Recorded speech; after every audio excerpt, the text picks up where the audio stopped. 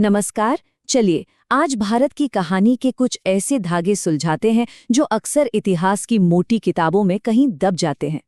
हम एक ऐसे सफर पर निकलेंगे जो हमें दिखाएगा कि आखिर एक देश की पहचान बनती कैसे है। तो शुरुआत इसी सवाल से करते हैं। किसी भी देश की कहानी आखिर लिखी कैसे जाती है? क्या ये सिर्फ तारीखों और लड़ाइयों का एक कलेक्शन है या फिर कुछ और?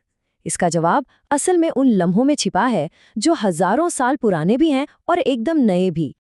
देखिए, एक राष्ट्र की पहचान बनती है सिंधु घाटी जैसे भुला दिए गए रहस्यों से, काकोरी जैसे इनकलाबी कारनामों से, गोवा की आज़ादी के लिए हुए लंबे संघर्ष से और नागालैंड जैसे आज के वाइब्रेंट कल्चरल फेस्टिवल से। तो चलिए अपनी कहानी के पहले चैप्टर में चलते हैं। ये है सिंधु घाटी की कहानी, दुनिया की सबसे पुरानी और शायद सबसे रहस्यमयी सभ्यताओं में से एक ऐसी पहेली जिसे आज भी इतिहासकार सुलझाने में लगे हुए हैं।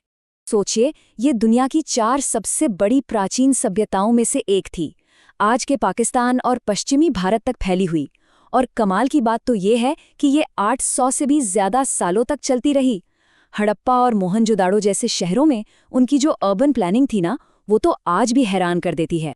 तो फिर सवाल ये उठता है कि इतनी एडवांस सिविलाइजेशन आखिर अचानक गायब कैसे हो गई? ये एक हिस्टोरिकल डिटेक्टिव स्टोरी की तरह है, जिसमें सुराग तो बहुत हैं, पर पक्का जवाब किसी के पास नहीं। कोई कुदरती आफत थी या कुछ और ही हुआ था? वैसे 2 बड़ी थियोरीज हैं जो सामने आती हैं।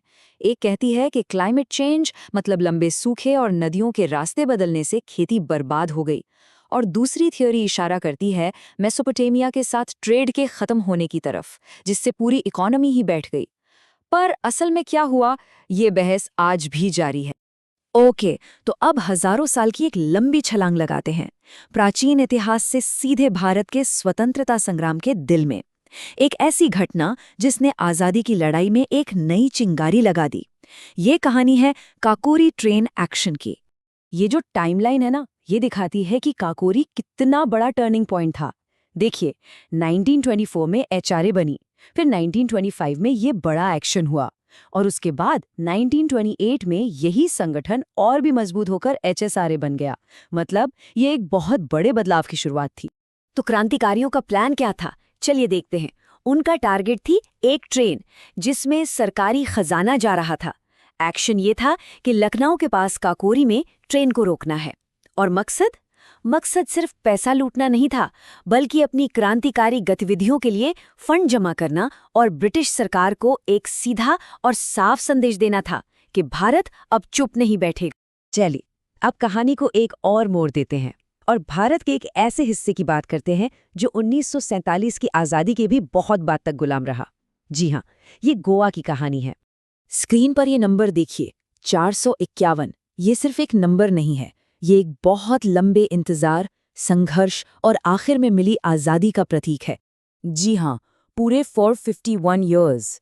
इतने लंबे वक्त तक गोवा पर पुर्तगालियों का राज रहा, 1510 से लेकर 1961 तक। ये मॉडर्न हिस्ट्री के सबसे लंबे कॉलोनियल पीरियड्स में से एक है। एक ऐसी सच्चाई जिसे अक्सर हम भूल जाते हैं। तो ये वो इलाके थे जो इस आज़ादी की लड़ाई में शामिल थे, गोवा, दमन और दीव। और ये हमें याद दिलाता है कि भारत की आज़ादी का संघर्ष 15 अगस्त 1947 को पूरी तरह से खत्म नहीं हुआ था। तो फिर इन 451 सालों का अंत कैसे हुआ? ये हुआ ऑपरेशन विजय से।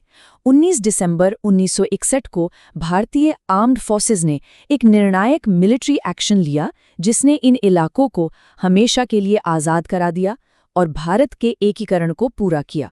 अच्छा, तो इतिहास के संघर्षों से निकलकर अब चलते हैं आज के भारत के एक रंगीन, वाइब्रेंट जश्न की तरफ।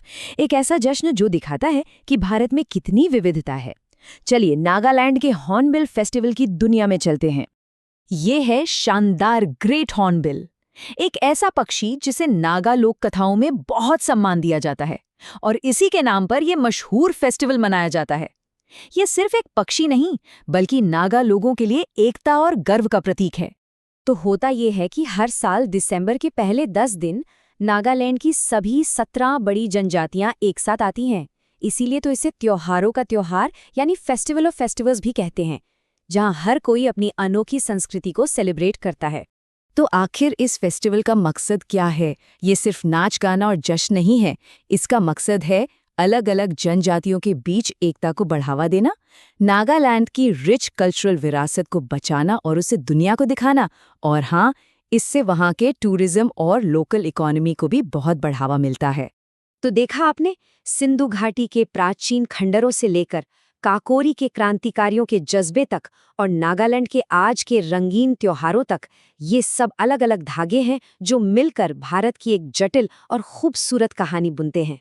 और ये सब हमें एक बहुत ही दिलचस्प सवाल पर लाकर छोड़ देता है।